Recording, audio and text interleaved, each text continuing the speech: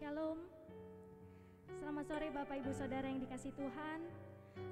Kalau saja kita baru melewati bulan Januari ini dengan penuh pengharapan, dan sekarang kita memasuki bulan yang baru di bulan Februari ini. Biarlah bulan ini bisa menjadi bulan yang penuh berkat, bulan yang penuh sukacita, dan bulan yang penuh damai sejahtera untuk kita semua. Amin. Mari Bapak Ibu, sebelum kita memulai ibadah kita pada sore hari ini, kita mau satukan hati di dalam doa. Bapa, kami mengucap syukur Tuhan atas kebaikan yang Kau berikan di dalam setiap kehidupan kami.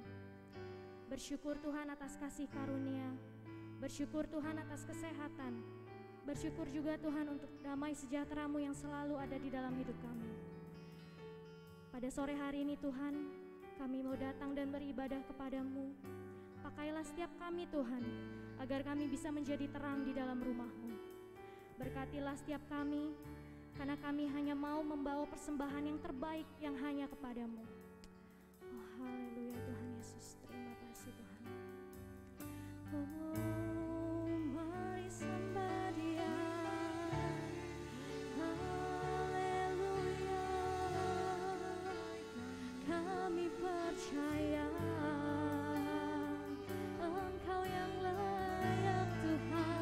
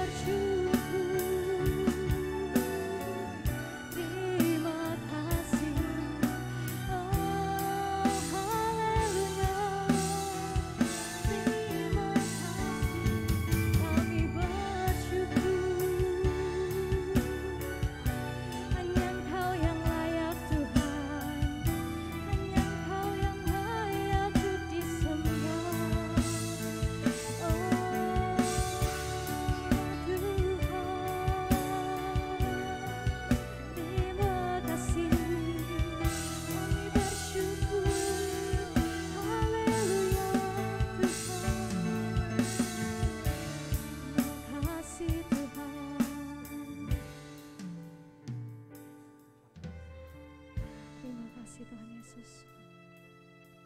Kami mau lebih dalam lagi menyembah Engkau Tuhan. Yes. Haleluya. Kau ku sembah,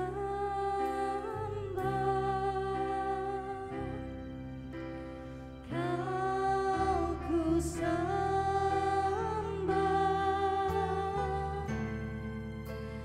Kau ku sembah,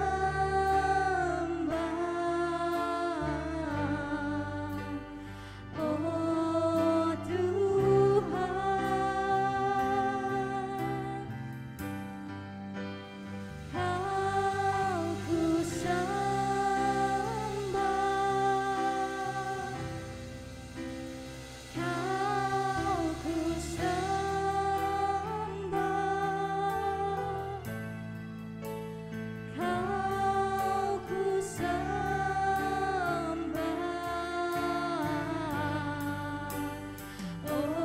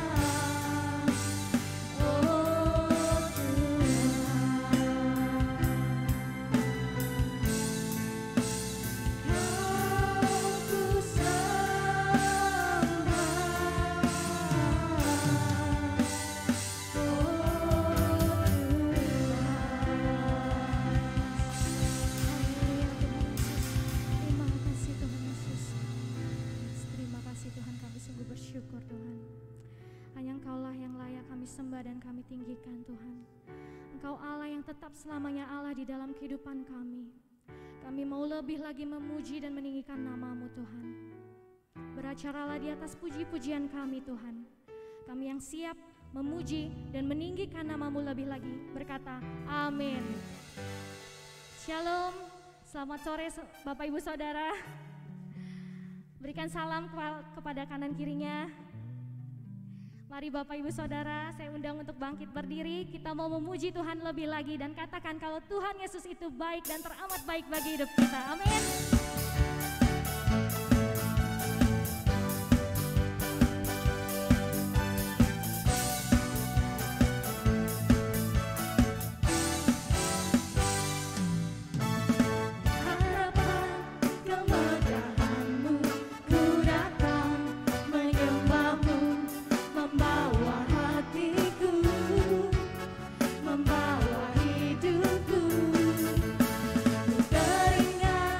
Kasih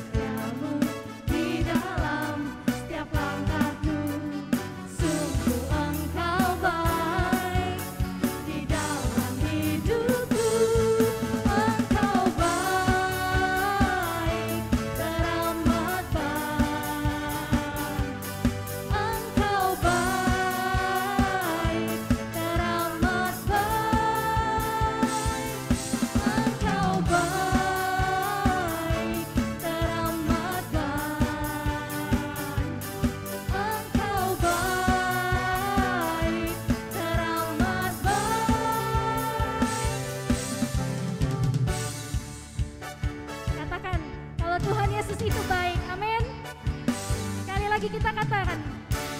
Engkau baik, teramat baik. Katakan Yesus baik. Yesus baik, teramat baik. Sekali lagi. Engkau baik, teramat baik. Engkau baik, teramat baik.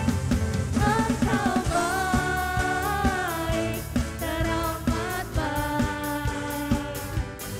Engkau baik, teramat baik. Engkau baik, teramat baik.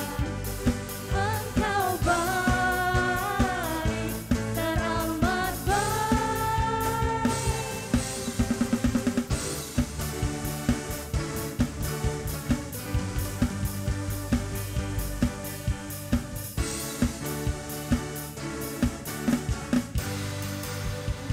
Haleluya Tuhan. Berikan sorak kemuliaan bagi nama Tuhan. Amin. Bapak Ibu Saudara, saya undang untuk duduk kembali. Yes. Berkati setiap kami Tuhan. Fokuskan hati dan pikiran kami hanya kepadamu Tuhan. Karena kami tahu hanya Engkaulah yang teramat baik dan sungguh baik di dalam hidup kami Tuhan. Kami mau sungguh-sungguh Tuhan di hadapan-Mu Tuhan. Haleluya Tuhan Yesus.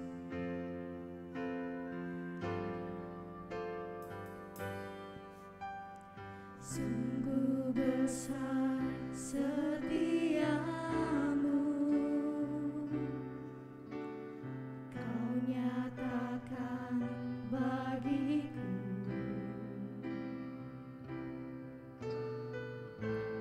Kau Bapa yang selalu mengerti isi hatiku.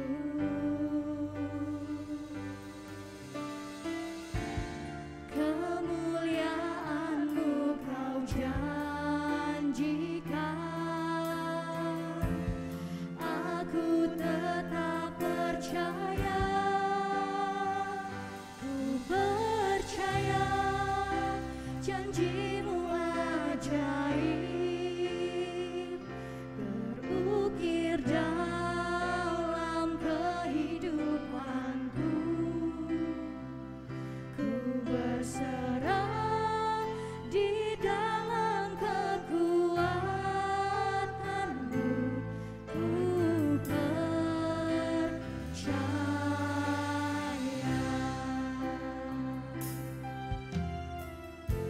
Kami tidak mau takut Tuhan, karena Engkau beserta kami. Haleluya. Sungguh besar setiamu, Kau nyatakan bagiku. Engkau Allah yang selalu setia sepanjang masa Tuhan. Kau Allah yang selalu mengerti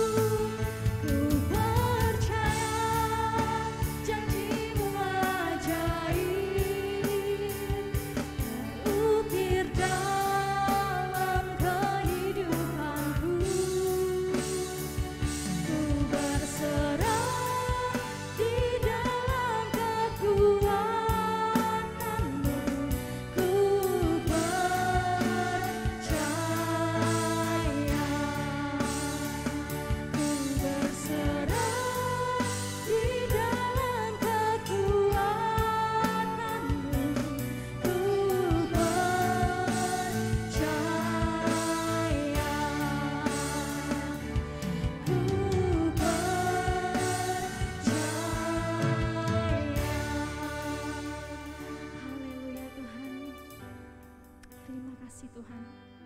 Inilah kesungguhan hati kami Tuhan yang kami bawa hanya untuk-Mu Tuhan Yesus. Kami tahu Tuhan, sungguh besar kasih setia-Mu kepada setiap kami Tuhan. Kami mau percaya akan janji-Mu Tuhan, karena kami tahu rancangan-rancangan yang Kau berikan di dalam setiap kehidupan kami adalah rancangan yang indah Tuhan. Terima kasih Tuhan Yesus. Kalau sekarang kami ingin mendengarkan firman-Mu, berfirmanlah bagi setiap kami Tuhan.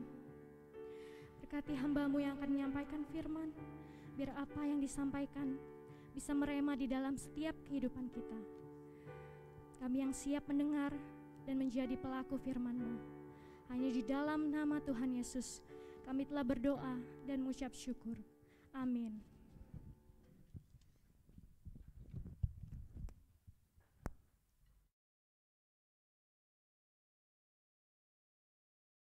Kabarnya sehat, luar biasa, puji Tuhan. Nah Bapak Ibu Saudara, bulan lalu kita sudah belajar tentang rise, bangkit, dan bulan ini sama-sama kita pengen belajar dasar yang teguh, ya, dasar yang teguh. Bapak Ibu, dasar yang teguh itu ditentukan dengan pondasi. Kalau kita lihat satu bangunan, ya, sebagaimana kekokohan suatu bangunan sangat ditentukan oleh kekuatan pondasinya, demikianlah kekokohan dari pengharapan kita ditentukan oleh keteguhan iman kita. Nah Bapak Ibu, ada satu buah namanya cranberry. Bisa ditampil nggak? Saya kayaknya udah ganti deh. Nah ini cranberry. Bapak Ibu, cranberry ini sejenis buah berry, ya, sejenis buah berry dari kelompok rumpun berry. Nah buah ini dikatakan baik kalau dia punya daya pantulnya baik. Beda dengan buah-buah lainnya. Kalau buah lainnya kan dilihat baik atau baiknya dengan kemasakannya atau dengan warnanya. Tapi buah ini beda. Majalah Science Digest memberitakan bahwa buah cranberry yang baru dipetik itu diproses melalui serangkaian papan penguji. Hanya buah cranberry yang dapat memantul lebih dari 20-25 cm yang dinyatakan lulus uji, yang dikatakan buah cranberry ini baik. Nah Bapak Ibu Saudara, sama dalam kehidupan kita. Kita tuh punya iman yang teguh atau nggak punya iman yang teguh ketika kita menghadapin tantangan, ketika kita menghadapin hal-hal yang dalam kehidupan kita. Nah waktu kita menghadapi tantangan demi tantangan dalam kehidupan kita, waktu hidup kita masih bisa memantulkan kasih Tuhan, bisa memantulkan Kristus dalam kehidupan kita, kita dapat dikatakan iman kita teguh. Tapi Bapak Ibu Saudara, nggak sedikit orang yang ketika mengalami problem, yang ketika mengalami masalah, bukan mendekat sama Tuhan, tapi menjauh dari Tuhan, artinya nggak punya daya pantul lagi, dan dia menyerah. Nah saya berharap Bapak Ibu Saudara, kita adalah pribadi-pribadi yang punya daya pantul, yang punya kekuatan, yang punya keteguhan dalam iman kita. Yang saya katakan tadi, sebuah bangunan itu dilihat kokoh atau enggak kokoh bukan karena tampilan yang besar, gagah, atau aksesorisnya, bukan. Tapi ditentukan dengan pondasinya. Bangunan boleh besar, bangunan boleh mewah, bangunan boleh gagah, tapi kalau tanpa pondasi, suatu saat ketika badai, goncangan datang atau gempa datang, bangunan itu akan roboh dalam sekejap. Nah sama dalam kehidupan kita Bapak Ibu Saudara, kita nggak tahu seteguh apa iman kita. Selama tantangan nggak ada, selama problem nggak ada, kita berpikir semuanya aman-aman aja. Tapi kita nggak tahu kalau suatu saat tantangan datang. Nah Bapak Ibu, gimana caranya kita tahu iman kita teguh atau nggak teguh? Kalau kita mau cek suhu tubuh kita, ada alat yang namanya termometer. Ya kan? Kalau kita mau cek kecepatan kita bawa mobil atau bawa motor, ada yang namanya speedometer. Nah tapi masalahnya, keteguhan iman ini diukur dengan cara apa? Supaya kita tahu iman kita teguh atau enggak. Nah kita pengen belajar Bapak Ibu di minggu ini tentang iman yang rendah hati. Ya, iman yang rendah hati. Ibrani 11 ayat 1 dikatakan gini, iman adalah dasar dari segala sesuatu yang kita harapkan dan bukti dari segala sesuatu yang tidak kita lihat. Nah jadi saya katakan tadi, kekokohan bangunan itu ditentukan dengan pondasinya. Seberapa tingginya gedung itu harus diimbangin seberapa dalam pondasinya. Kalau bangunan 11 meter atau 20 meter, pondasi 1 meter, saya yakin banget kena gempa yang cuman mungkin 3 skala Richter aja bisa roboh. Sama dalam kehidupan kita. Enggak ngejamin Bapak Ibu Saudara, kita itu ke gereja terus iman kita pasti teguh, enggak jamin. Karena saya perhatiin banyak juga orang yang ke gereja ketika ngalamin benturan, ketika ngalamin persoalan, menyerah. Angkat tangan. Nah, kita pengen belajar Bapak Ibu Saudara tentang iman dan kerendahan hati. Jadi iman itu adalah dasar. Jadi dasar itu di bawah ya Bapak Ibu. Iman itu adalah dasar. Dasar itu di bawah. Dikatakan iman adalah dasar dari segala sesuatu yang kita harapkan. Jadi dasarnya apa? Semuanya itu cuma dasarnya iman. Kalau Bapak Ibu punya pengharapan di tahun 2022 ini mau jadi apa, mau buat apa, kalau kita nggak punya iman Bapak Ibu Saudara, saya percayalah yang saya katakan waktu minggu lalu, saya katakan kita boleh punya mimpi baca Alkitab tahun ini sampai selesai, sampai Kejadian, sampai Wahyu. Tapi kalau yang kita nonton misalnya, yang kita baca novel, atau kita cuma nontonnya TikTok, apa segala macam, saya percayalah, nggak mungkin itu selesai. Akhirnya kita ngomong, tahun 2023 aja kita mulai lagi baca Alkitab. Dan sampai selama-lamanya kita nggak bakal buat apa-apa. Nah, maka itu Bapak Ibu Saudara kita pengen belajar, iman dan kerendahan hati merupakan dua sikap yang luhur dan saling bergantung satu sama lain. Sehingga dapat dikatakan orang yang imannya teguh akan hidup dalam kerendahan hati. Nah, jadi berapa teguh iman kita? Seteguh apa iman kita? Ditentukan dengan kerendahan hati. Nah, kita pengen belajar Bapak Ibu Saudara dari Matius 15 ayat 21 sampai 28. Saya akan bacakan buat Bapak Ibu Saudara. Lalu Yesus pergi dari situ dan menyingkir ke daerah Tirus dan Sidon. Maka datanglah seorang perempuan Kanaan dari daerah itu dan berseru, "Kasihanilah aku ya Tuhan, anak Daud, karena anakku perempuan kerasukan setan dan sangat menderita." Tetapi Yesus sama sekali tidak menjawabnya. Lalu murid-muridnya datang dan meminta kepadanya, "Suruhlah ia pergi, ia mengikuti kita," dengan berteriak-teriak. Jawab Yesus, "Aku diutus hanya kepada domba-domba yang hilang dari umat Israel." Ayat ke-25. Tetapi perempuan itu mendekat dan menyembah dia sambil berkata, "Tuhan, tolonglah aku." Tetapi Yesus menjawab, "Tidak patut mengambil roti yang disediakan bagi anak-anak dan melemparkannya kepada anjing." Kata perempuan itu, "Benar Tuhan, namun anjing itu makan remah-remah yang jatuh dari meja tuannya." Maka Yesus menjawab dan berkata kepadanya, "Hai ibu, besar imanmu, teguh imanmu, maka jadilah kepadamu seperti yang kau kehendaki."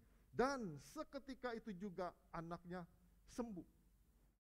Nah Bapak Ibu, kalau Bapak Ibu perhatiin di ayat ini dikatakan, dan saya percaya ini bukan satu kebetulan, saya percaya juga di dunia ini sebetulnya nggak ada yang kebetulan, semuanya sudah disetting, sudah dirancang sama Tuhan. Nah Bapak Ibu perhatiin dikatakan gini, waktu Yesus pergi dari situ menyingkir ke daerah Tirus dan Sidon, dikatakan maka datanglah seorang perempuan Kanaan dari daerah itu dan berseru, "Kasihanilah aku, ya Tuhan, anak Daud."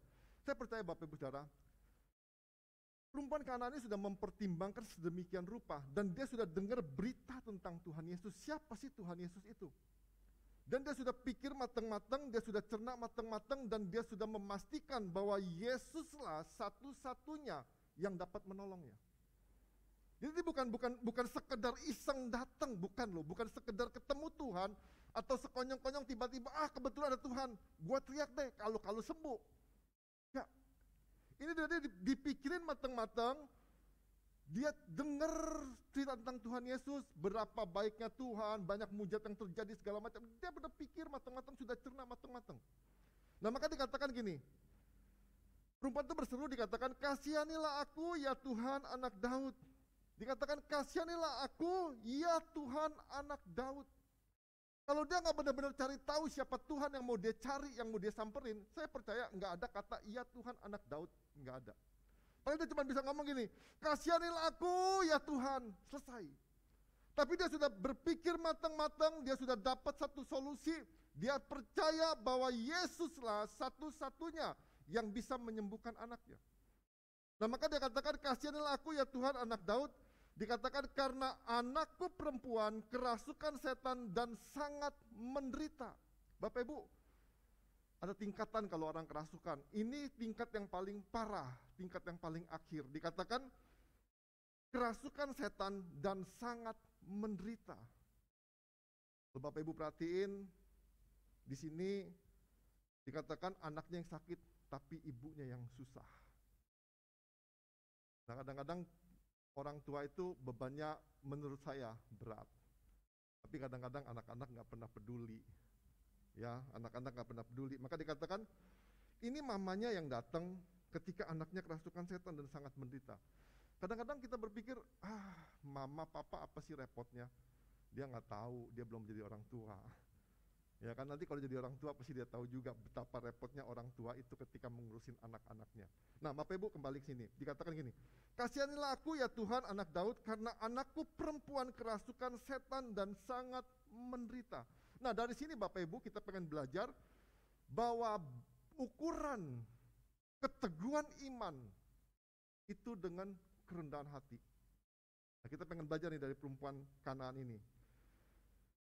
Jadi kita belajar benar-benar ukuran yang Tuhan gunakan untuk menentukan iman dari perempuan Kanaan ini adalah kerendahan hatinya.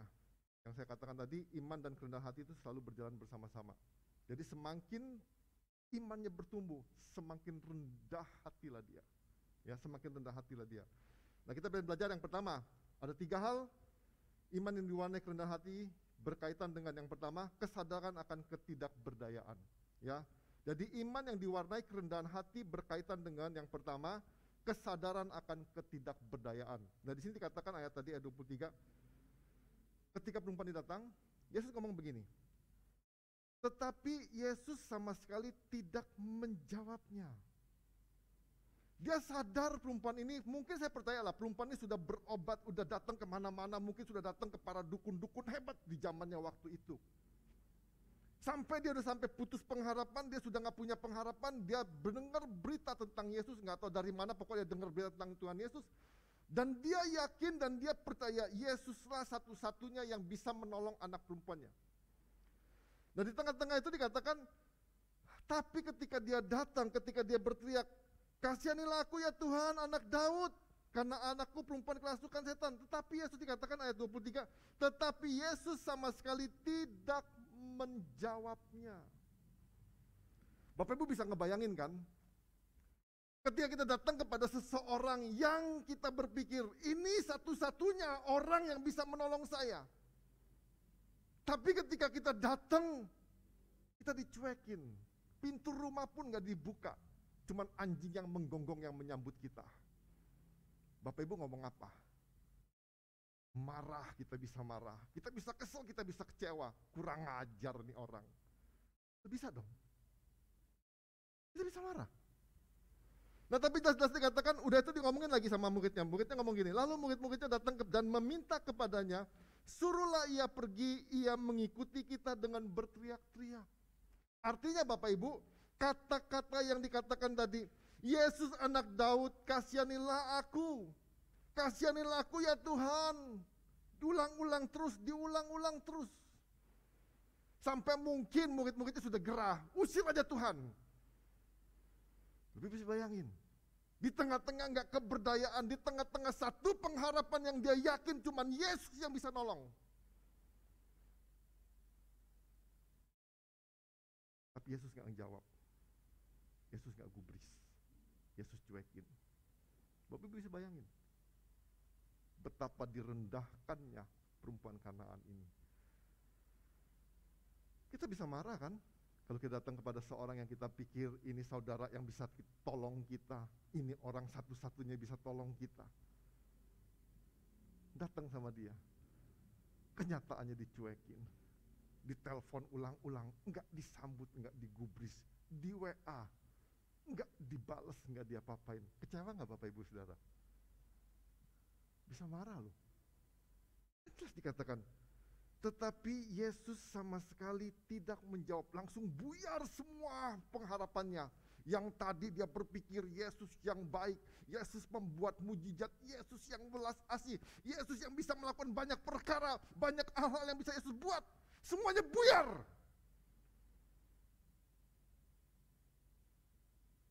Mungkin dia berpikir, siapa lagi yang bisa tolong? Nah, kadang-kadang Bapak Ibu Saudara, kita jadi manusia yang merasa kita berdaya, kita punya kemampuan, kita punya power. Akhirnya, kalau kita berpikir seperti itu, kita nggak pernah datang dengan Tuhan dengan sungguh-sungguh. Doa-doa kita pasti kita ngomong begini, Tuhan, kalau Tuhan mau tolong, syukur. Kalau Tuhan nggak mau tolong, juga nggak apa-apa kok Tuhan. Saya masih bisa hidup. Tuhan kalau nggak berkati saya, juga nggak apa-apa kok Tuhan. Saya masih mampu. udah nggak percaya sama Tuhan. Itu jujur saya katakan doa yang nggak percaya sama Tuhan. Doa yang nggak benar-benar merendahkan hatinya. Doa yang berpikir dia punya kuasa, punya kekuatan, yang tanpa Tuhan sekalipun nggak ada masalah. Iman kita kadang-kadang nggak teguh, Bapak Ibu Saudara. Itu yang pertama ya. Jadi itu benar-benar iman yang butuh dan tidak butuh akan membuat diri kita tidak sungguh-sungguh bergantung sama Tuhan. Kalau ditanya begini, Pak, Bu, Bapak Ibu butuh Tuhan nggak? Kita semua pasti ngomong gini, saya butuh Tuhan. Tapi kalau Tuhan nggak tolong pun nggak ada masalah. Saya masih ada pertolongan yang lain, Pak. Dukun A, dukun B, dukun C. Masih banyak, Pak. Nggak ada masalah. Ya benar ya Bapak Ibu Saudara ya? Benar apa benar? Karena saya menemukan banyak orang-orang Kristen juga yang masih percaya-percaya begituan. Saya ketemu sendiri loh dengan orang, dan dia sebutin yang saya udah pernah cerita, disebutin orang-orangnya. Tapi saya juga nggak mau ngomong ke orangnya juga, ya kan, saya diam-diam aja, oh gitu aja sudah selesai. Nah, Bapak Ibu, maka saya katakan tadi ya, jadi murid-muridnya pun sudah kegerahan. Tapi perempuan ini di tengah-tengah ketidakberdayaan, dia terus ulang-ulang. Dia ngomong, dia ulang-ulang terus, dia katakan terus, kasihanilah aku ya Tuhan, anak Daud, kasihanilah aku ya Tuhan, anak Daud, kasihanilah aku ya Tuhan, anak Daud, kasihanilah aku ya Tuhan, anak Daud. Teriak. Teriaknya bukan seperti saya teriak loh. Dia mungkin teriaknya sampai hopeless, putus pengharapan. Kasihanilah aku ya Tuhan, anak Daud, kasihanilah aku ya Tuhan, anak Daud. Ulang-ulang terus. Bapak Ibu bisa bayangin gak? Di tengah-tengah dia ngalamin penderitaan anaknya yang sakit, dirasuk setan yang sangat menderita. Saya percaya teriakannya itu sampai habis suaranya. Dia sadar dia nggak berdaya. Dia sadar benar-benar dia nggak berdaya. Makanya Bapak Ibu Saudara, jujur saya mau katakan, kita tuh sebetulnya nggak ada apa-apanya, nggak ada kuasa apa-apa. Kita tuh nggak punya kemampuan apa-apa. Kita nggak bisa ngomong, Tuhan tanpa Engkau nggak ada masalah, enggak. Justru kita harus benar-benar datang sama Tuhan, kita menyadari di hadapan Tuhan, Tuhan saya itu manusia nggak punya kemampuan. Jangan seperti semut di atas apa bulldozer gitu, petantang-petantang dia ngomong gini, mana bulldozernya, mati Bapak Ibu Saudara, penyet. Walaupun semut itu katanya dia bisa ngangkat beban 20-50 kali berat badannya. Kalau misalnya 20-50 kali berat badan, kalau kita ngomong berat kita 100 kilo aja, kita bisa ngangkat 5 ton Bapak Ibu Saudara. Padahal atlet angkat berat yang terberat cuman bisa ngangkat 267 kilogram. Artinya sungguhnya manusia itu nggak punya daya, nggak punya kemampuan. Jadi kita benar-benar, kita cuma bisa beriman sama Tuhan dengan kerendahan hati kita. Itu yang pertama. Yang kedua, iman yang diwarnai kerendahan hati berkaitan dengan kesadaran akan ketidakberhakan kita. Bapak Ibu, kadang-kadang kita nih selalu nuntut sama Tuhan.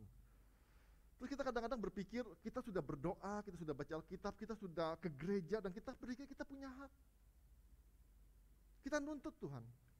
Ini hak saya Tuhan. Tuhan harus tolong, harus beri. Kita kadang-kadang paksain Tuhan. Nah, tapi Bapak Ibu perhatiin, di sini katakan gini ya. Di Matius 15 ayat 24 dikatakan gini. Jawab Yesus, aku diutus hanya kepada domba-domba yang hilang dari umat Israel. Bapak Ibu, aku diutus hanya kepada domba-domba yang hilang dari umat Israel. Artinya apa? Perempuan itu gak punya hak, karena dia bukan orang Israel. Dia perempuan Kanaan. Gak punya hak. Gak punya hak. Bukan Yesus rasis, bukan. Bukan Yesus gara-gara lihat dia perempuan non-Israel terus gak mau ditolong, bukan. Tapi Yesus sedang menguji kerendahan hati perempuan ini.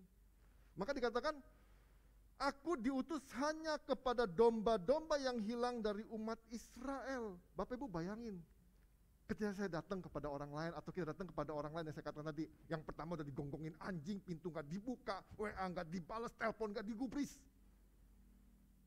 Terus dia ngomongin lagi, lo itu gak bakal gua tolong, lu bukan bagian gua, kurang lebih begitu. Lu bukan levelnya gua gak bakal tolongin, lu bukan saudara gua, bukan apa gua, bukan, gak bakal gua tolong. Bapak Ibu, kalau digituin gimana? Kan perempuan ini ngalamin begitu. Udah teriak-teriak, disuruh pergi lagi karena dia teriak-teriak tadi. Terus Yesus ngomong lagi, aku diutus hanya kepada domba-domba yang hilang dari umat Israel. Kamu itu gak dapat bagian, gak punya hak. Kasihan ya, kasihan loh, menderita banget loh. Kita digituin aja, kadang-kadang kita udah gedek bisa naik darah. Awas lo ya kalau keluar gue pukul lo. Wah, kadang-kadang kita udah marah kan, awas tuh kalau keluar gue pukul lo. Wah, ngeri ya. Nah Bapak Ibu, kalau Bapak Ibu perhatiin dalam Lukas 4 ayat 25-27, waktu pada zaman Elia terdapat banyak perempuan janda di Israel yang notabene-nya mengalami kelaparan musim kering dan bahaya kelaparan yang hebat di waktu itu. Bapak Ibu perhatiin, hanya satu orang janda di Sarfat yang Tuhan kunjungin lewat Nabi Elia. Kenapa janda-janda lain gak ditolong? Ini bukan orang Israel, tapi Tuhan tolong. Terus juga di zaman Elisa, ketika banyak orang kusta waktu itu di Israel, kenapa cuma Naaman yang ditolong? Karena mereka adalah orang-orang yang Naaman yang mau datang kepada Elisa. Yang benar-benar dia sadar dia gak punya hak, tapi waktu disuruh mandi di kolam pun dia udah marah loh. Wah, anggap remeh seorang Naaman disuruh mandi kolam begituan. Apa kurang ada kolam yang lebih hebat, yang lebih bagus? Marah dia kan. Nah saya percaya juga perlakuan ini bisa membuat ibu ini marah loh. Bisa membuat perempuan ini marah loh. Tapi Bapak Ibu perhatiin ayat 25 dikatakan ini. Tetapi perempuan itu mendekat dan menyembah dia sambil berkata, Tuhan tolonglah aku. Bapak Ibu bayangin ya. Di tengah-tengah dia sadar udah gak punya hak, artinya udah gak punya pertolongan lagi dah. Sudah gak punya harapan, bayangan semua buyar yang saya katakan tadi, buyar. Tapi Bapak Ibu perhatiin dikatakan gini, tetapi perempuan itu mendekat. Coba Bapak Ibu bayangin, kalau kita misalnya udah begitu, kita pasti menjauh. Gua gak bakal minta pertolongan sama lu lagi, gua tahu lu memang begini-begini. Wah langsung kita jelek-jelekin mana-mana orang itu. Tapi dikatakan perempuan ini mendekat dan menyembah. Bapak Ibu, kalau kita di posisi perempuan ini, betapa terhinanya kita. Itu sama dengan diusir loh, sama dengan gini, aku diutus hanya kepada domba-domba yang hilang dari umat Israel. Kayaknya seakan-akan udah lu pergi aja, lu gak punya hak. Tapi perempuan ini enggak, dia katakan gini, perempuan ini mendekat, menyembah, merendahkan hatinya, merendahkan dirinya. Terus dia ngomong gini, Tuhan tolonglah aku. Kalau Bapak Ibu ngadepin satu dilema seperti ini, di tengah-tengah keputusasaan, sudah gak ada jalan lain, dan kita tahu cuman Yesus satu-satunya jalan, tapi perlakuannya seperti ini, apa yang Bapak Ibu buat? Mendekat atau menjauh? Bapak Ibu, kata mendekat dan menyembah ini sama dengan ini, memberikan dirinya, terserah Tuhan. Mau pukul, mau injek, mau ngapa-ngapain, terserah. Dia benar-benar loh, mendekat, menyembah.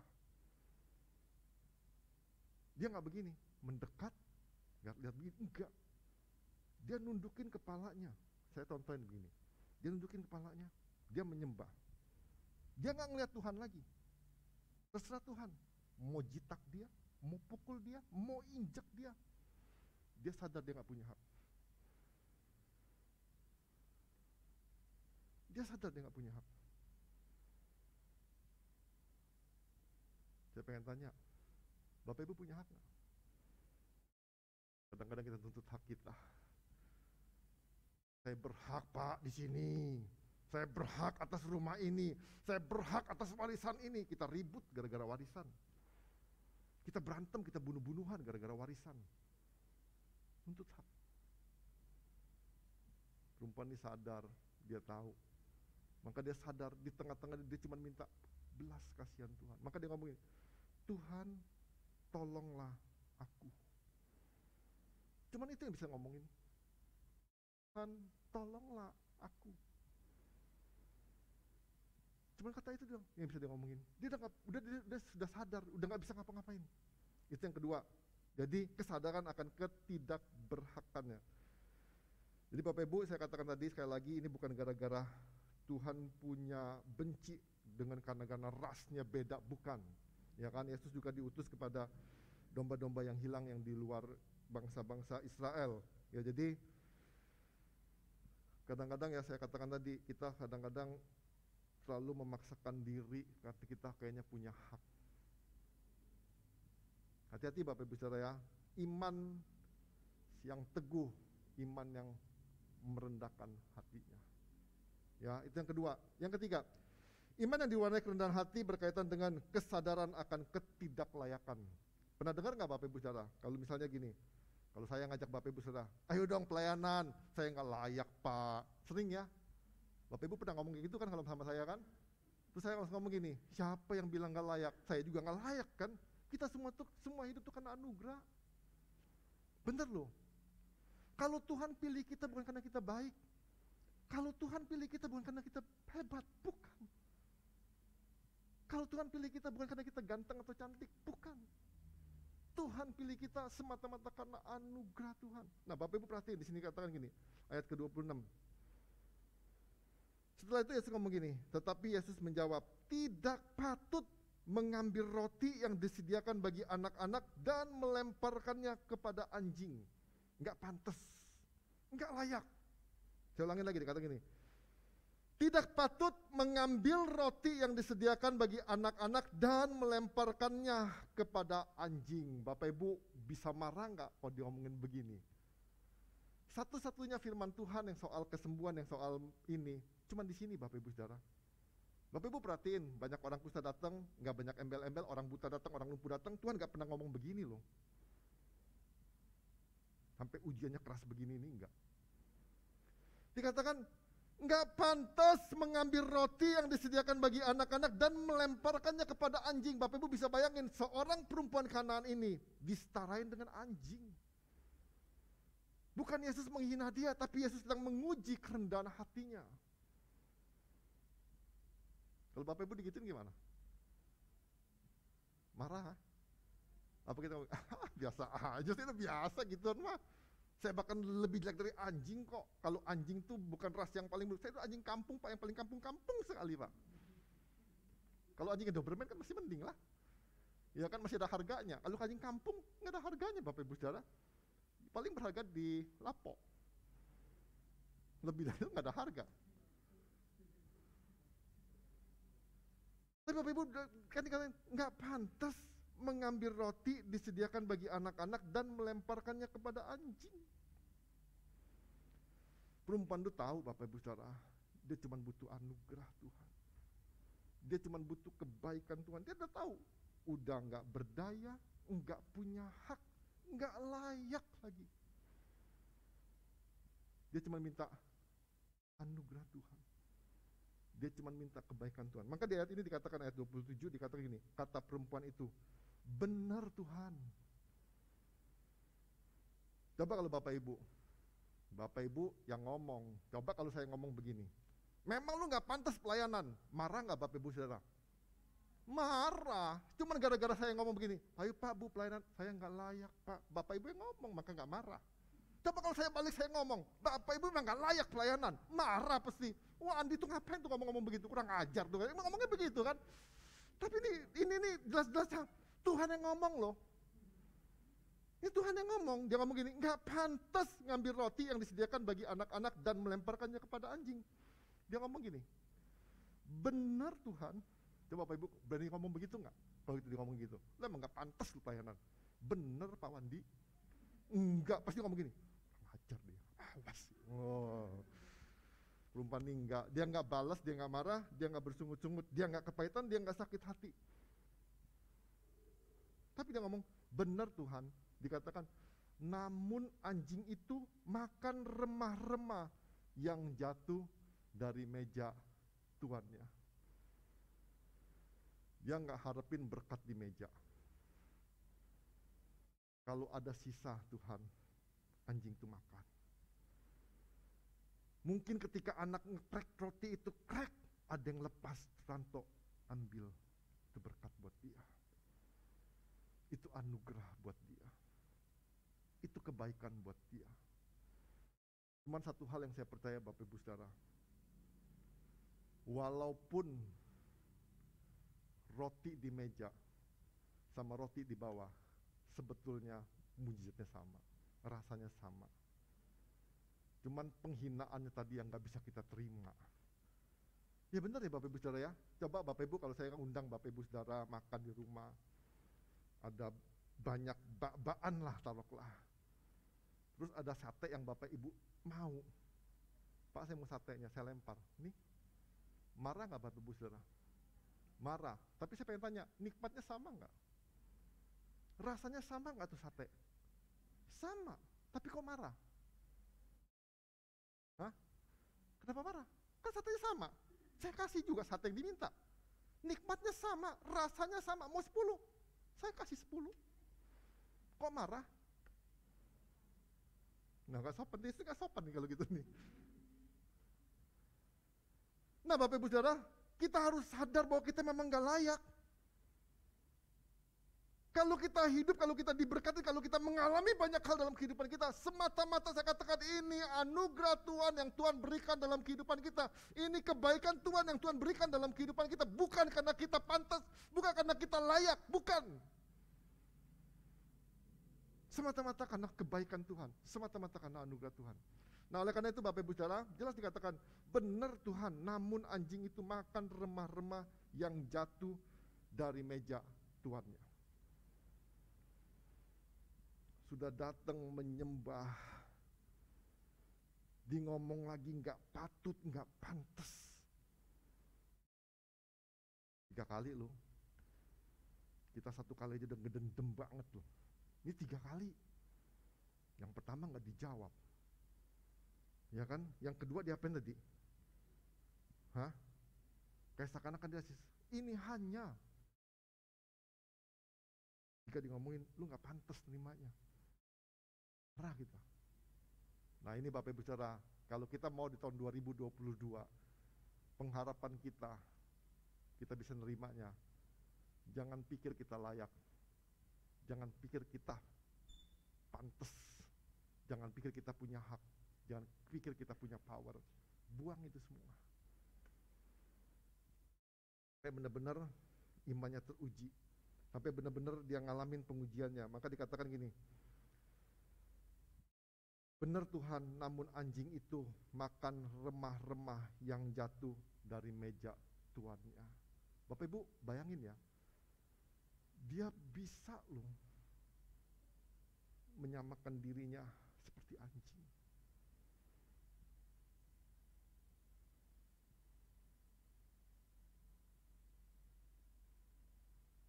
Saya lihat cerita ini, saya sedih banget, benar-benar sedih banget. Jangan sampai kita memperlakukan orang seperti ini loh. Jangan sampai aja. Benar. Semua manusia itu berharga di mata Tuhan. Enggak ada satu orang pun yang gak berharga di mata Tuhan. Jangan sampai aja kita ngelakuin seperti ini. Kalau kita gak mau kasih, ngomong aja, sorry, gue gak mau kasih, selesai.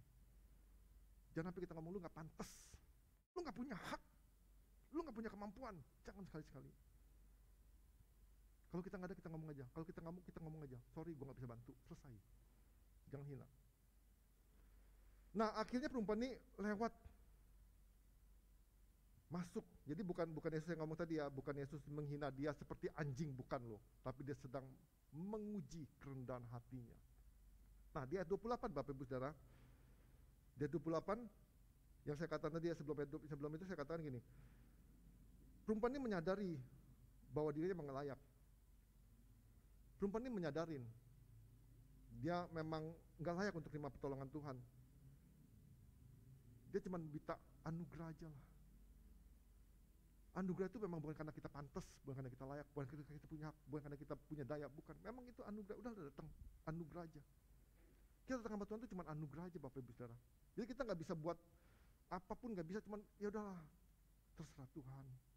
Percaya Tuhan itu memberi yang terbaik. Nah Bapak Ibu perhatian ayat 28 dikatakan begini. Maka Yesus menjawab dan berkata kepadanya, "Hai ibu, besar imanmu, teguh imanmu." Jadi katakan, "Hai ibu, besar imanmu, teguh imanmu, maka jadilah kepadamu seperti yang kau kehendaki." Dikatakan, dan seketika itu juga anaknya sembuh.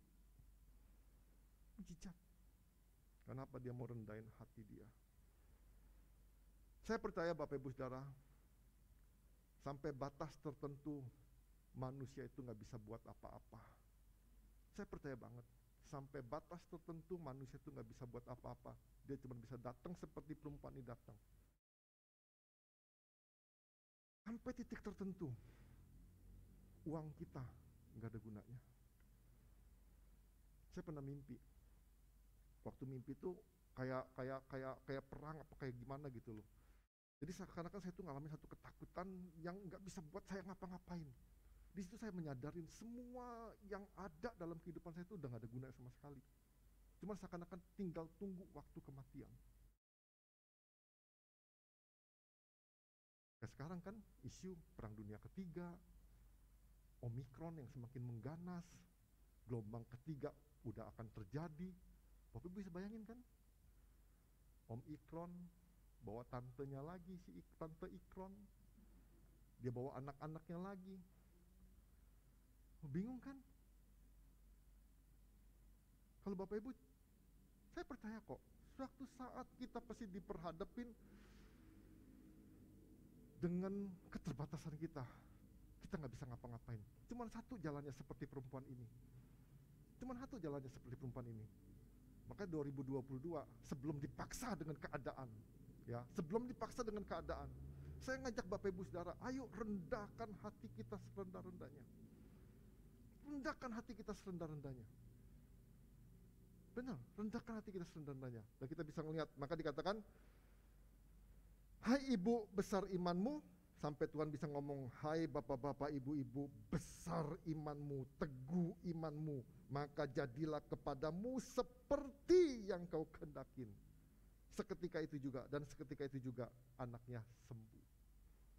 Seketika itu juga ketika nggak ada jalan, tapi kita mau merendahkan hati kita mau tetap beriman dan merendahkan hati kita kepada Tuhan. Saya percaya jalan itu terbuka. Ya. Jadi ada 3 hal Bapak Ibu Saudara, iman yang diwarnai kerendahan hati. Yang pertama adalah ketidakberdayaan, menyadari ketidakberdayaan akan ketidakberdayaan. Yang kedua menyadari akan ketidakberhakan kita. Yang ketiga menyadari akan ketidaklayakan kita. Dan saya berharap di tahun 2022 dalam kehidupan kita, dalam kerohanian kita, kita benar-benar mengalami pertumbuhan iman yang teguh, iman yang kokoh. Badai apapun datang menerpa dalam kehidupan kita, nggak bakal menggoncang kehidupan kita.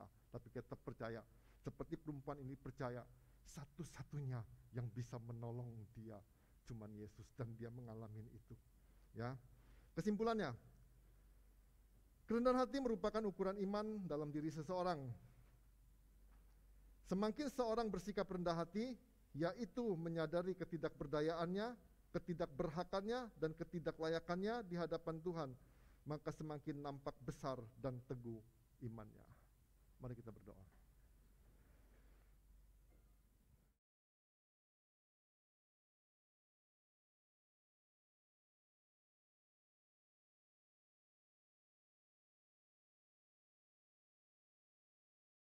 Mari Bapak Ibu Saudara, saya akan ajak Bapak Ibu Saudara merenungkan sebentar kebenaran firman Tuhan. Kalau perempuan Kanaan ini dihadapi dengan perkara yang sulit, dengan anaknya yang menderita, yang kerasukan setan yang sangat menderita. Kan dia menyadari nggak ada pertolongan, dan dia mungkin udah cari pertolongan kemana-mana. Dan dia tahu cuman Yesus yang bisa tolong. Dia tahu cuman Yesus yang bisa tolong. Bapak Ibu, tahukah Bapak Ibu Saudara? Apapun persoalan dalam kehidupan kita, apapun aral merintang yang dalam kehidupan kita yang menghalangi kehidupan kita, percayalah, cuman Yesus yang bisa menolong kita. Cuman satu yang Tuhan mau, Bapak Ibu, maukah kita beriman dan merendahkan hati kita, menyadari bahwa kita adalah pribadi yang gak berdaya, kita adalah pribadi yang gak punya hak, kita adalah pribadi yang gak layak. Kalau kita mengalami mujizat, kalau kita mengalami kesembuhan, kalau kita mengalami berkat Tuhan, bukan semata-mata karena kita hebat, bukan karena kita kuat, bukan karena kita gagah, tapi semua itu karena anugerah Tuhan. Kalau Bapak Ibu Saudara pagi sore hari ini bisa bersama-sama di tempat ini, saya percaya itu semua anugerah Tuhan. Itu semua kebaikan Tuhan dalam kehidupan kita. Biarlah malam hari ini kita menyadari ada Tuhan yang selalu bersama-sama kita, yang selalu menolong kita. Bapak Ibu Saudara, saya percaya kalau kita dengan giginya, dengan tekunnya, dengan rendah hatinya kita mau datang kepada Tuhan, terus berharap sama Tuhan, kita ngomong, Tuhan tolonglah aku, Tuhan tolonglah aku, Tuhan kasihani aku, Tuhan tolong, Tuhan kasihani.